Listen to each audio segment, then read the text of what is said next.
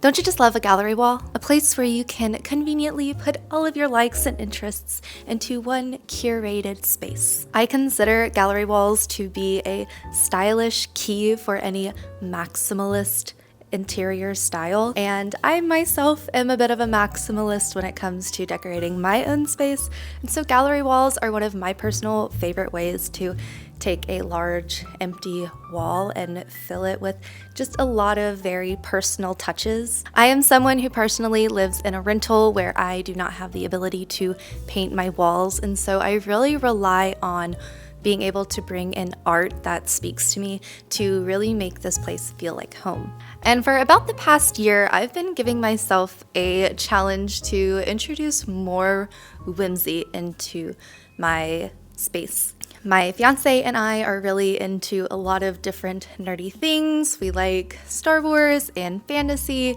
so it's been a challenge to kind of show off those interests in a way that feels a bit more elevated and mature, but still very fun and playful to who we are. So while on this mission to introduce more playful, whimsical points of interest around our apartment, I have found that I have another gallery wall I want to put together. This giant awkward wall behind me is actually the main wall to our stairwell. My fiance and I live on a second story, but we actually have a staircase that leads down into our entryway, which is really nice. It's very blank, and I have found that when we have guests over, they come up this blank hallway space, and there's a lot going on when they get to the top.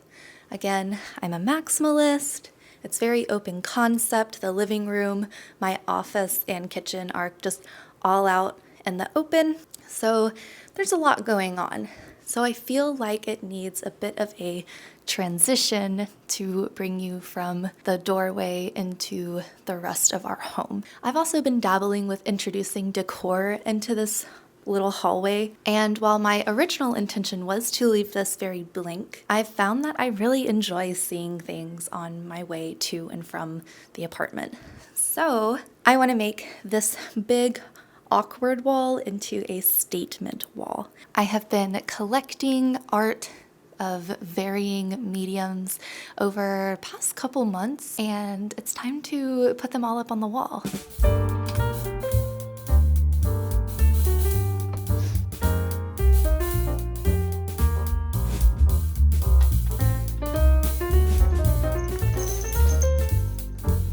Okay, so let's talk about all the art that I've collected for about a year now. It's been quite a while. A lot of these things have been bought secondhand or have been things that my family has given me, or they've been purchased from a small business, or in some cases created by me. Again, I have a lot of different mediums of artwork to hang on the wall. I like to incorporate things into gallery walls besides photos, because I feel gallery walls that only have photos can fall a little flat, and I really like to incorporate texture and depth. Just makes things a little more interesting. But starting with thrifted pieces I have found for the gallery wall. I thrifted this mirror sailor combo a while ago. It says it's from Marshall's. Was originally $20, but I got it for $5. I like to have mirrors as I'm leaving to check out, give a good once over before I leave the house. So stylish and practical. I also have this beach illustration. This was inside a frame that I used for another DIY project, but it was just so beautiful that I kept it. I also have some just little prints of paintings. This is a Van Gogh self-portrait, and then this one is of a poppy field painting, so I thought those would be little fun fillers to include. So a couple things that I got from family members. This is an old masquerade mask. I'm not quite sure why I can't remember if my grandmother had this or if my parents had it in the attic. I don't remember why we had it. I'm not sure if it came from a Cirque du Soleil show, but we have it and I love it. So I thought it would be a really fun textural element to hang on the gallery wall. I have this framed antique. This is a pot holder of a little flapper lady. The frame has this, it's not cardboard, it's like a weird just paper texture, but I have some leftover paper from a DIY that I'm thinking of incorporating to kind of cover that. So hopefully I have enough, we'll have to see. I have an old Madeline book that I want to incorporate some of the illustrations from it. It's falling apart, so I don't feel any guilt in repurposing it. I loved the Madeline cartoon growing up, so being able to incorporate illustrations from the book series is kind of playing into that childhood self that I like to celebrate sometimes, and the illustrations are just so cute and charming. I love children's illustrations like Madeline and Moomin, so I feel like it's a great way to incorporate some of those likes and interests. Moving on to some art that I have for the gallery wall. Last spring, my friend Sydney and I went to a little harbor and we took some Polaroids.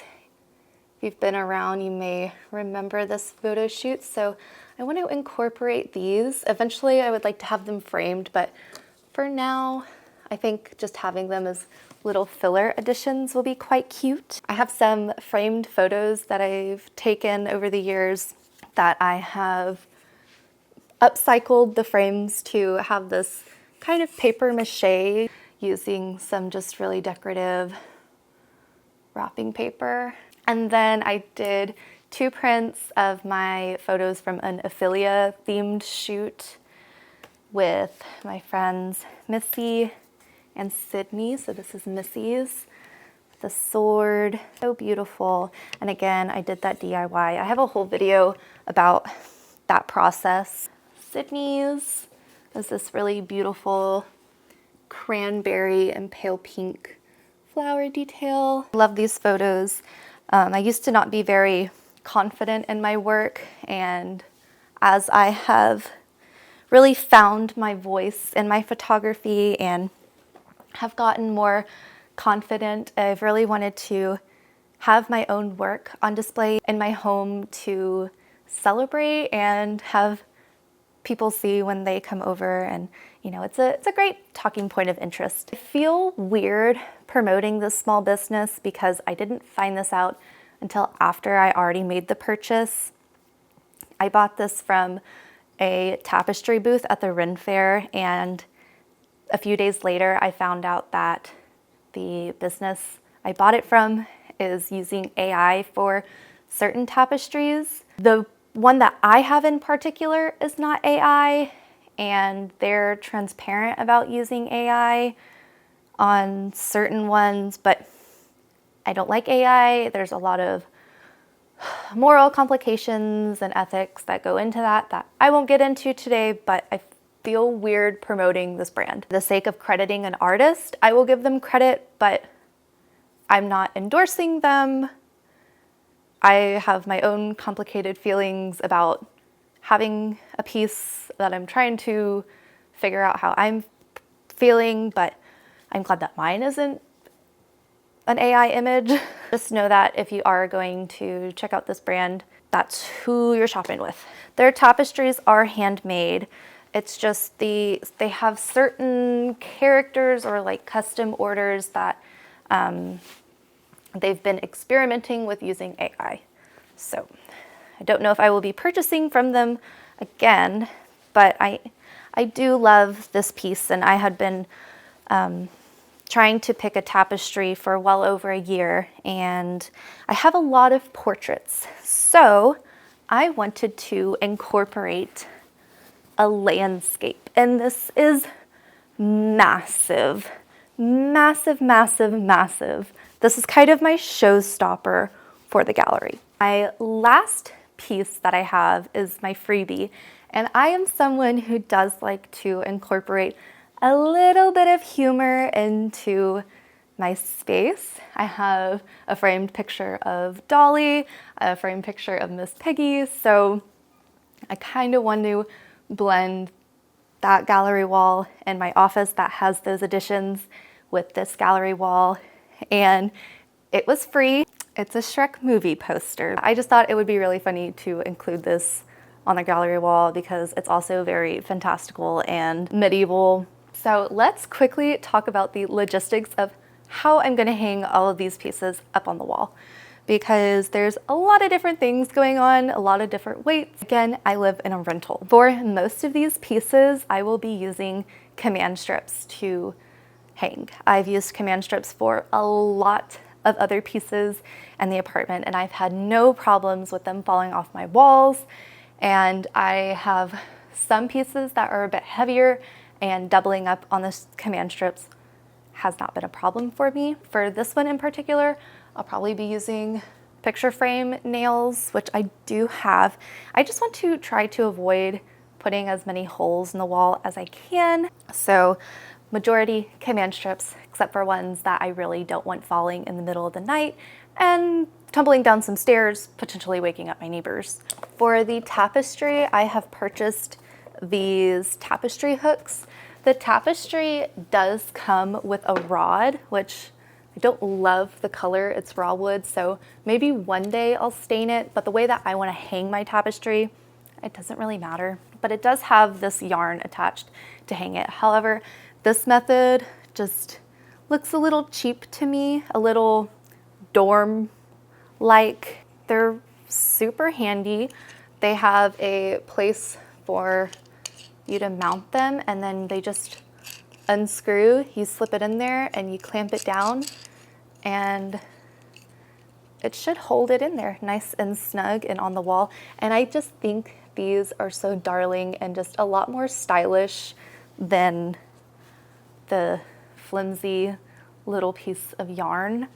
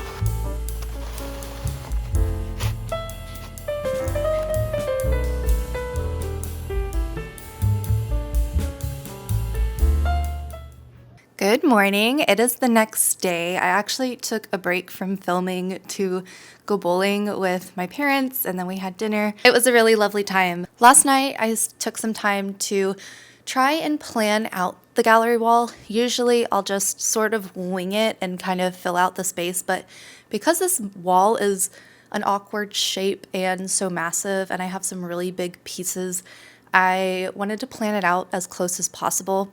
The scale is probably not accurate, but it's a good guideline, get a general idea of where I would like to hang certain pieces. I'm gonna take some time to put the command strips on everything that needs it, and then when Sam gets back from running errands, he's gonna help me hang some of these more massive pieces because I wanna make sure everything's level and looks nice, and then everything else should be pretty easy peasy to hang.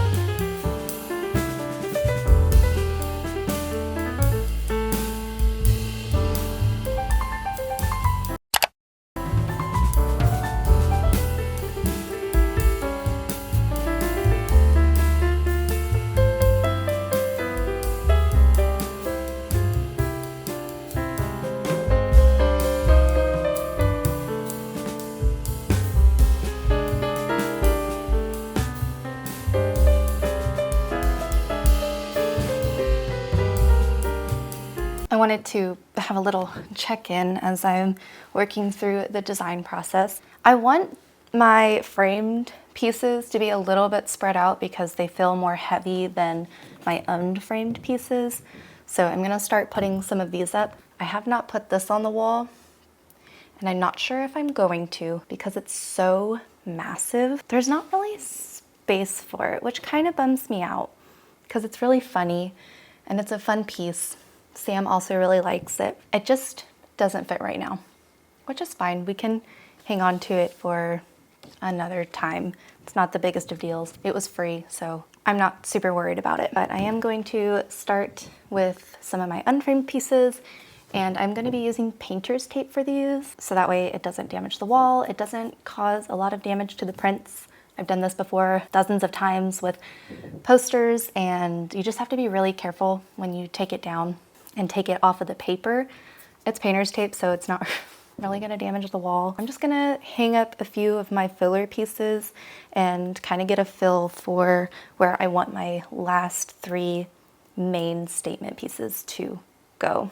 I actually don't think that I shared the pages that I took out of the book, but I really wanted to choose from a variety of really beautiful ones and also just cute little silly ones, especially any with Madeline and Piero or Pepito, I don't remember his name, little Harlequin outfits because they're so cute.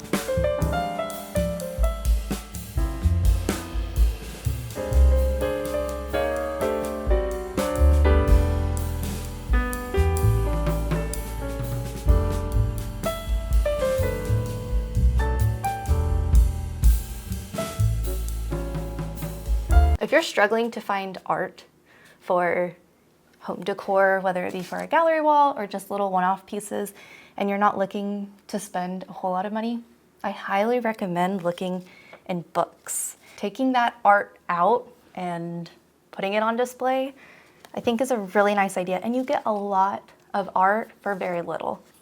So right now I'm just trying to fill out any gaps.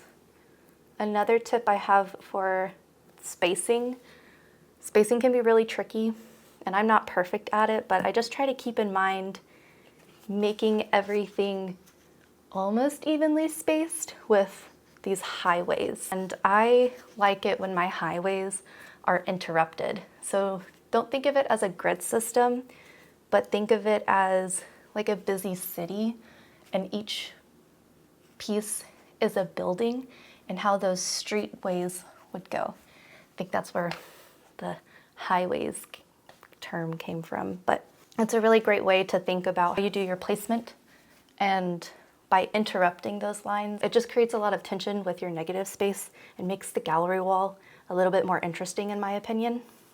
It's a little less orderly and a little more chaotic.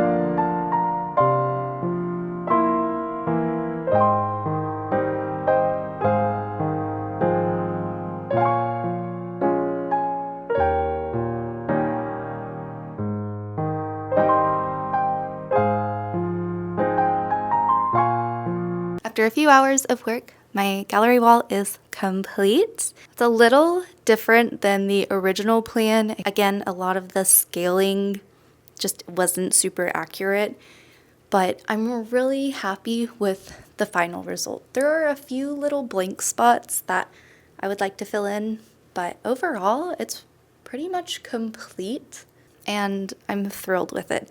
Sam said that he likes it, and I'm really happy with how all the pieces really came together, even though they have different motifs. The colors and patterns and styles help them blend together seamlessly, in my opinion. I'm thankful about that because it would have been awful to spend a whole year collecting things and they just don't go well together. So happy it turned out well. I'm also really happy that I incorporated some of my own work into the gallery wall for people to come and see as they come visit. That's always super special. Years ago, I would have not ever thought about printing my work, so it says a lot about how far I've come with my confidence as an artist. I love that this gallery wall was also on a budget. Aside from a few pricey pieces, a lot of these were, again, thrifted, made myself, or they were frames that were plain and a little boring, and I spiced them up a little bit, so very budget friendly in that regard. I didn't keep track of prices because this is something that I've been planning for a while now. Free items and thrifted things help a lot. I'm also really happy with how whimsical and fun, a little playful it is with certain illustrations from the Madeline book. I try to pick really silly ones. I am a little bummed out that the Shrek poster was just way too big for the wall, but looking at it now versus the original plan, I think it's a little bit for the best. I think that the style of the poster being 3D animated while a lot of the illustrations are two-dimensional, it would have maybe thrown it off a little bit. They're just different in style, texture, and colors. The poster is a little bit more saturated than a lot of the colors going on. There's a lot more jewel tones and some pastels versus the super saturated colors that were in the poster, so I think it would have stood out a little bit like a sore thumb, but that's okay. One day we'll put that poster somewhere. It was free. I'm not super worried about it. It would have been fun and funny and would have gotten some giggles, but that's okay. Yeah, I hope that you enjoyed, could get some inspiration from this fun little video. I had a lot of fun making it, and that's all that I have for you today. If you are new to my channel and you would like to see more of my face, you can subscribe, leave a like, all the good jazz, and I'll see you next time. I hope you have a super lovely day. Bye.